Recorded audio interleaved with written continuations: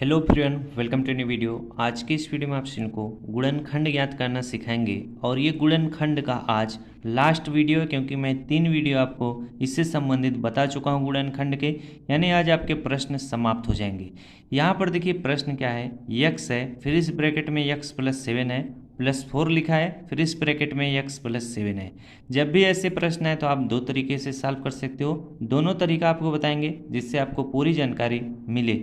यहाँ पर देखिए यक्स प्लस 7 इसमें भी है, यक्स प्लस 7 इसमें भी है। तो आपको करना क्या है, यक्स प्लस 7 जब दोनों जगह है तो यक्स प्लस 7 को आप क्या कर लीजिएगा, कॉमन ले लीजिएगा। क्या कर लेंगे, कॉमन ले लेंगे। जब आप यक्स प्लस 7 को कॉमन ले लोगे तो यहाँ का यक्स प्लस 7 कट जाएगा, तो इसमें बचेगा क्या, सिर्फ यक्स बचेगा। यक्स प्लस 7 से इस ये वाला यक्स प्लस 7 खत्म हो जाएगा, तो बचेगा क्या, +4 बचेगा। यही आपका क्या हो जाएगा, आंसर हो जाएगा। एक लाइन में आप इस तरह से लगा सकते हो। दूसरा तरीका क्या है, जरा इस चीज़ को समझना। जो दूसरा तरीका है वह बड़े वाले सवालों को सॉल्व करने में काफ़ी मदद मिलता है। जैसे देखिए इस प्रश्न में जहाँ पर यक्स प्लस 7 इसमें भी है, यक्स प्लस 7 इसमें भी है, तो हम क्या करेंगे, यक्स प्लस 7 को हम क्या मान लेंगे, या किसके बराबर होगा, कुछ भी मान सकते हो, पी मान सकते हो, यक्स मान सकते हो, जेड। तो चलिए यहाँ पर मैं पी मान लेता हूँ। यानी जहाँ पर प्रश्न में यक्स प्लस 7 है उसके यहाँ पर अब मैं क्या लिखूंगा, पी लिखूंगा। तो यहाँ पर देखिए यक्स है तो यक्स लिखते हैं, इस ब्रैकेट में यक्स प्लस 7 है तो इसमें मैं क्या लिख लूंगा, यक्स प्लस 7 की जगह पर पी लिख लेता हूँ, प्लस का चिन्ह बनाएंगे। यहाँ पर 4 है तो 4 लिख लेते हैं। यक्स प्लस 7 है तो यक्स प्लस 7 की जगह पर हमें क्या लिखना है, पी लिखना है, तो यहाँ पर पी लिख लेंगे। अब देखिए ये यक्स पी है, ये +4p है, पी यहाँ पर भी है, पी यहाँ पर भी है। तो आपको पता है जब इसमें भी पी है इसमें भी पी है तो हम क्या करेंगे, पी को कॉमन ले लेंगे। जब पी को कॉमन ले लोगे तो यहाँ पर क्या बचेगा, पी से पी कटेगा, यक्स बचेगा। यहाँ पी से पी कटेगा, प्लस कितना बचेगा, 4 बचेगा। बातें समझ में आई।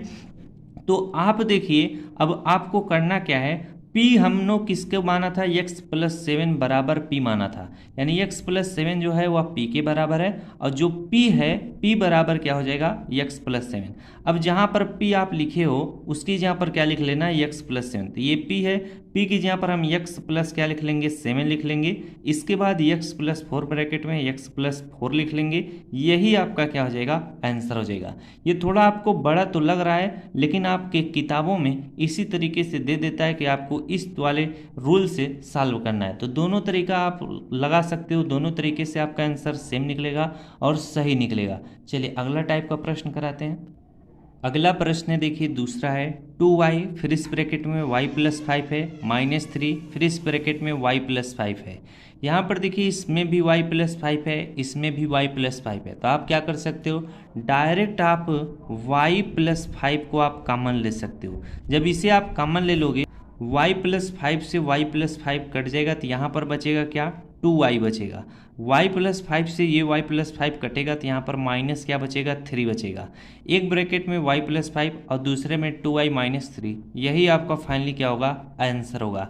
तो आप बहुत ही अच्छे तरीके से इस टाइप का गुणनखंड करना सीख गए। तो इस टाइप के प्रश्न आपको इसी तरीके से मिलेंगे। इसमें जो ब्रैकेट में रहेगा वही सेम चीज़ इसमें भी लिखा रहेगा।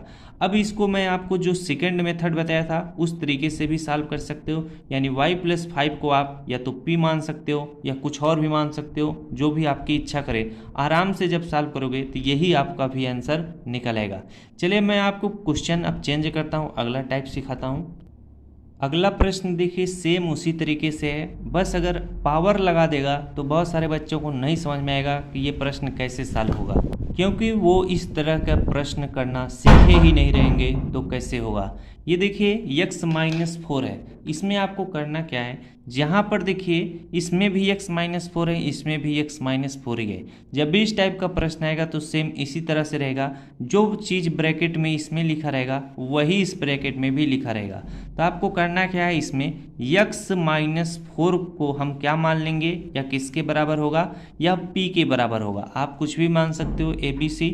अब हम करेंगे अगले स्टेप में, यक्स -4 है तो इसकी जहाँ पर p लिखेंगे, इसका पावर 2 था तो p का पावर 2 हो जाएगा। प्लस का चिन्ह बनाएंगे, यहाँ पे 9 है तो 9 लिखेंगे। यक्स -4 की जहाँ पर हमें क्या लिखना है, p लिखना है, तो यहाँ पर हम क्या लिख लेंगे, p लिख लेंगे। ये 9p हो गया है। अब यहाँ पर देखिए p इसमें भी है, p इसमें भी है, तो यहाँ पर हम p का कॉमन ले लेंगे। जब एक p आपने कॉमन ले लिया, p का पावर 2 का मतलब यहाँ पर 2p है, तो p से एक p कटेगा, एक p बचेगा, तो यहाँ पर p लिखेंगे। p से p पूरी तरह से कटेगा तो +9 बचेगा। अब आपको करना क्या है, जहाँ पर हमने क्या माना था x-4 बराबर है p का, तो p भी बराबर है x-4 के। अब जहाँ पर p है उसके जहाँ पर x-4 लिख लीजिएगा। यहाँ पर p था तो p की जहाँ पर x-4 हो गया। इस ब्रैकेट में p +9 है तो p की जहाँ पर क्या लिखना है, x-4 लिखना है। आगे देखिए +9 है तो +9 लिखेंगे। अब हमें इसे सॉल्व करना पड़ेगा क्योंकि ये -4 और +9 सॉल्व होगा। तो अगला स्टेप क्या होगा, x-4 होगा। फिर यहाँ पर x है तो आप x लिखिएगा, -4 और +9 है तो माइनस और प्लस क्या होता है, माइनस होता है। 9 में से 4 घटाओगे क्या आएगा, 5 आएगा। यहाँ पर किसका चिन्ह लगेगा, प्लस का। क्यों, क्योंकि प्लस और माइनस, माइनस तो होता है, घटता है, लेकिन चिन्ह किसका लगता है, जिस भी चिन्ह के सामने वाली संख्या बड़ी होती है उसी का चिन्ह लगता है, तो यहाँ पे प्लस का चिन्ह लगेगा। यही आपका फाइनली क्या हो जाएगा, आंसर हो जाएगा। तो जब भी इस टाइप के प्रश्न आएंगे अब आप आराम से सॉल्व कर सकते हो। अब इससे संबंधित मैं अगला टाइप का प्रश्न कराता हूँ। अगला टाइप का प्रश्न देखिए, ये उन प्रश्नों से थोड़ा अलग है, इसमें थोड़ा आपको दिमाग लगाना पड़ेगा। यहाँ पर जब भी इस टाइप का प्रश्न आएगा तो इसमें सबसे पहले आपको कॉमन खोजना पड़ेगा। जब आप कॉमन खोजना सीख लोगे, यानी इसको अरेंज करना पड़ेगा, तब आप ऐसे प्रश्नों को आराम से लगा पाओगे। जैसे देखिए यहाँ पर a का पावर 2 है तो a का पावर 2 लिखिए। अब आपको a का पावर 2 प्लस bc में आपको कॉमन नहीं दिखाई देगा, आपको a का पावर 2 प्लस ab में कॉमन दिखाई देगा, क्योंकि इसमें भी a 2 बार है, इसमें एक बार है, तो इसका a और इसका a कॉमन हो सकता है।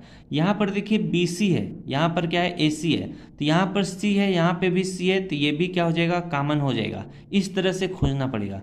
तो a² प्लस जो ए बी यहाँ पर है तो हम ए बी को यहाँ पर लिख लेंगे। इसके बाद प्लस बी सी है तो प्लस बी सी लिखेंगे। इसके बाद धन लास्ट में हम क्या, ए सी लिख लेंगे।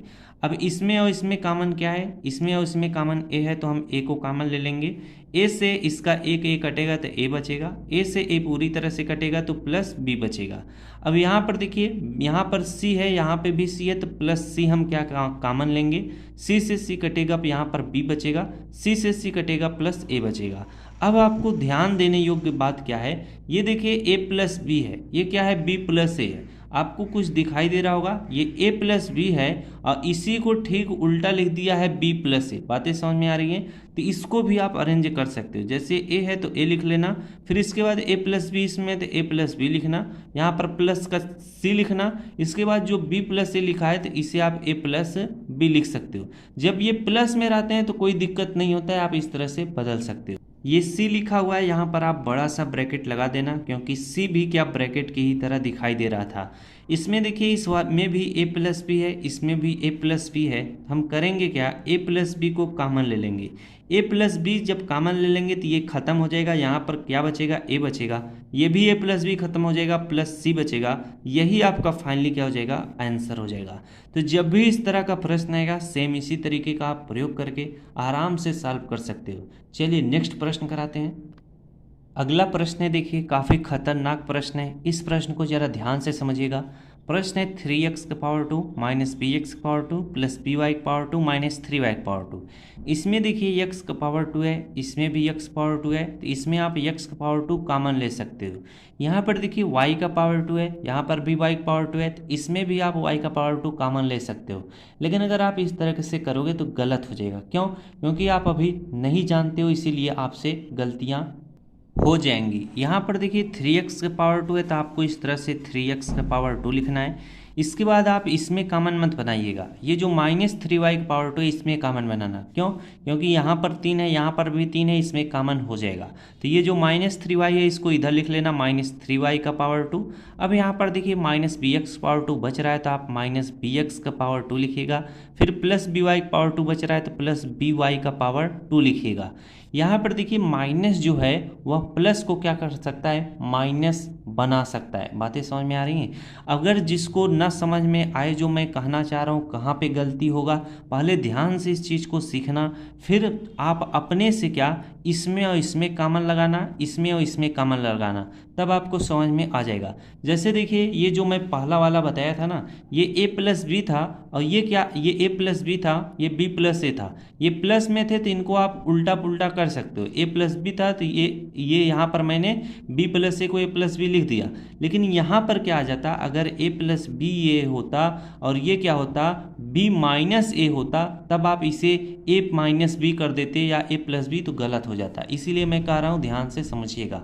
यहाँ पर देखिए अब हम आराम से कॉमन ले लेंगे। यहाँ पे 3 कॉमन ले लेंगे, 3 से 3 कटेगा तो x का पावर 2 बचेगा, 3 से 3 कटेगा तो y का पावर 2 बचेगा, तो यहाँ पर माइनस y का पावर 2 हो जाएगा।